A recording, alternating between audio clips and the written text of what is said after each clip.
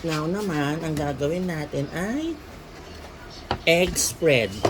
Meron na yung asin, betchin, paminta. So, dudurugin lang muna natin itong itlog. Ano. Yan, ganyan lang.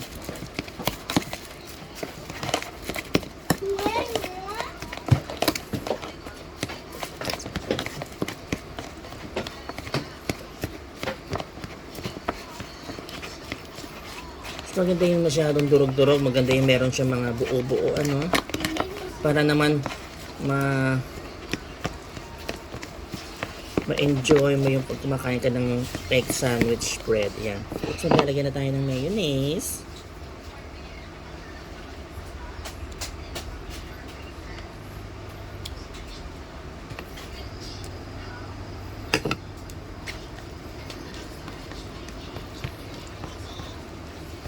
Bigla na lang ako sinipag. Ito pala yung gusto kong gawin. Bigla daw sinipag yung aking pamangkin. Eh, very good. Kung bigla ka sinipag, very good. Hindi porket bakasyon eh. Bigyan mo akong pera. Ay! Narinig nyo yun mga kagigil. Hindi bigyan pa ng pera. Wala akong pera. Maglinis ka dyan.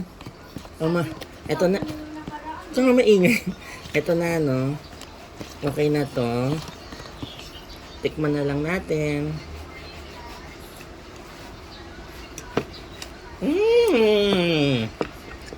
Siyempre, masarap. Kunti pa.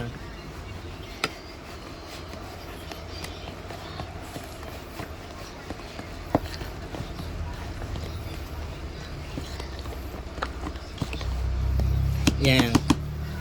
Nakagawa na tayo ng yung kanina tuna spread. Ito naman egg spread. Ayan.